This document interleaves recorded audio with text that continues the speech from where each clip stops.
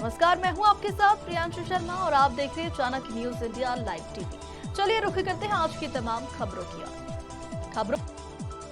प्रयागराज के प्रतापपुर विधानसभा क्षेत्र भुनौरा गांव में मतदाता जागरूकता अभियान के तहत पत्रकार वार्ता करते हुए ये कहा कि ग्रामीण अंचल के हर एक गांव का विकास ही भारतीय जनता पार्टी का उद्देश्य है।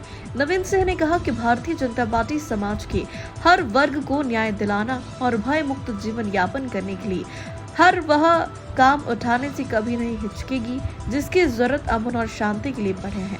उन्होंने कहा कि देश के न्यारे जिस तरीके से गुंडा बदमाश और आपराधिक किस्म के तत्वों पर नकेल कस रही है, यह एक ऐतिहासिक कदम है। इसके पहले की सरकारों में अपराधी खुलेआम घूम रहे थे और लोगों में दहशत का माहौल था। किस तरीके से विकास, जो आज विकास की एक जबरदस्त ऊंचाई छू रहा है हिंदुस्तान, क्या इसमें और कितनी तेजी आएगी उसको ये बताएंगे। हमारे सामने जिला अध्यक्ष जी हैं। नवीन जी, ये बताएं कि आप जिस तरीके से मेहनत कर रहे हैं और यहाँ पे ये देखा जा रहा है कि और सब में पार्टियों में बिल्कुल सुस्ती है, लेकिन अब बीजेपी भारतीय जनता पार्टी के कार्यकर्ताओं में जो जोश है, तो ये क्या देखना चाह रहे हैं 2024 में? क्या फिर से ये इंडिया गठबंधन बनाए हैं 24 पार्टियां मिलके और एक बीजेपी के सामने, तो क्या आप इस उपलब्धि को, इस लक्ष्य को, इस टैलेंट को कैसे स्वीकार करते हैं? देखिए, जैसे आप पहले ही कह दिए हैं कि 24 पार्टियों की गठबंधन है इंडिया जो है, और इंडिया का नाम प्रयोग करके जो है, जो अलायंस बनाया गया जो है, इस अलायंस को टूटते हुए भी आप देख लेंगे। चुनाव भी अखिलेश यादव जी के कई स्टेटमेंट आ गए जो है विधानसभा के 5 राज्यों के चुनाव में ही, और मुझे नहीं लगता कि लोकसभा तक ये टिकेगा। तो इस गठबंधन को तो हम लोग कभी टारगेट मानते नहीं है। हम हमेशा जनता के बीच में रह करके जनता के हितों की चिंता करने वाले लोग हैं। और अभी वोटर चेतना महाअभियान भारतीय जनता पार्टी के द्वारा चलाया जा रहा है, जिस अभियान के निमित्त में यहाँ उपस्थित हुआ हूँ।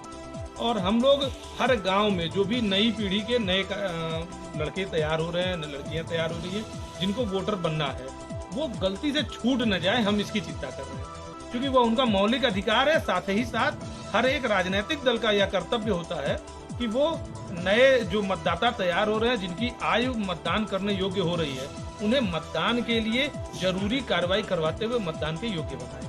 तो हम सब उस कार्य में लगे हुए, हमारे सभी बूथ अध्यक्ष लगे हुए हैं, हमारे सेक्टर के शक्ति केंद्र संयोजक लगे हुए हैं, हमारे मंडल अध्यक्ष जी समरजीत जी यहाँ उपस्थित है, ये भी लगे हुए हैं। तो इस तरह से सारे लोगों का अपना कार्य, सब लोग अपना कार्य कर रहे हैं।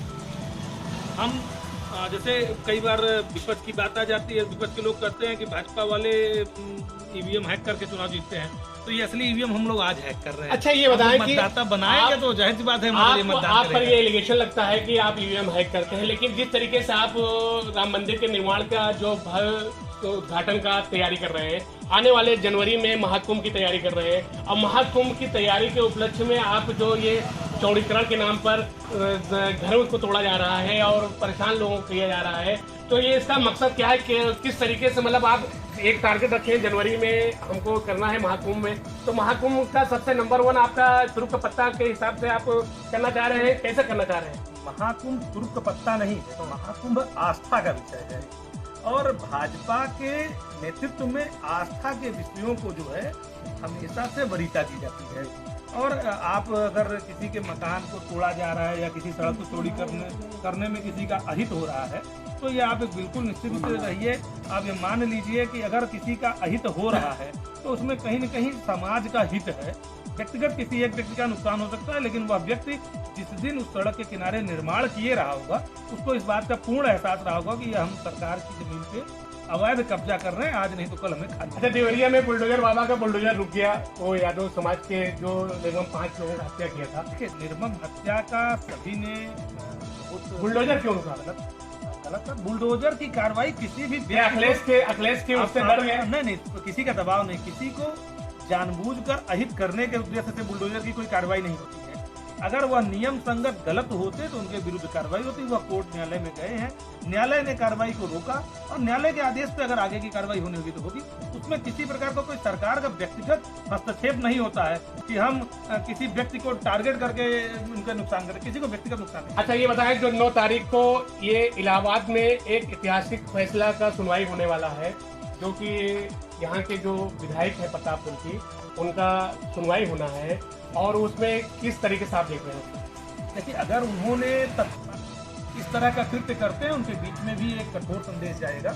मुझे पूर्ण विश्वास है कि न्यायालय इस पर उचित निर्णय लेगा और न्यायालय का जो भी निर्णय आएगा वो समाज हित में ही होगा। इस तरीके से आज बेबाक होकर बात की है नवीन सिंह कि आने वाले दिनों में जो ऐतिहासिक फैसला ये प्रदेश सरकार और केंद्र सरकार कर रही है एक मिसाल बनेगा। और रहा कानून व्यवस्था, जिस तरीके से इसके आगामी सरकारों में जिस तरीके से बाहुबलियों का आतंक था और जिस तरीके से भ्रष्टाचारियों का आतंक था, और यहीं देश की आजादी के बाद घंटों लाइन लगता था फूलपुर पे फाटक पर, उसको जिस तरीके से बीजेपी की सरकार बनने के बाद यहाँ पे फ्लाईओवर बना, लोगों को जाम से निजात मिला है, तो आने वाले समय में 2024 में और 2027 में इसी तरीके से हर विभाग में लोगों को निजात मिलेगा। लोग सुकून की नींद सोएंगे और कहेंगे हकीकत में सरकार हो तो ऐसी सरकार हो। आप देख रहे हैं चाणक्य न्यूज इंडिया, प्रयागराज से कमर रिजवी के साथ। खबरें जो आपको सीधे जोड़ती हैं हमसे, जिनका आपकी जिंदगी पर होता है सीधा असर, खबरों की वही तस्वीर, बिना बदले बिना डरे, जज्बा सच का लिए, सच दिखाते हैं। चाणक्य न्यूज इंडिया, हम हैं हिंदुस्तानी।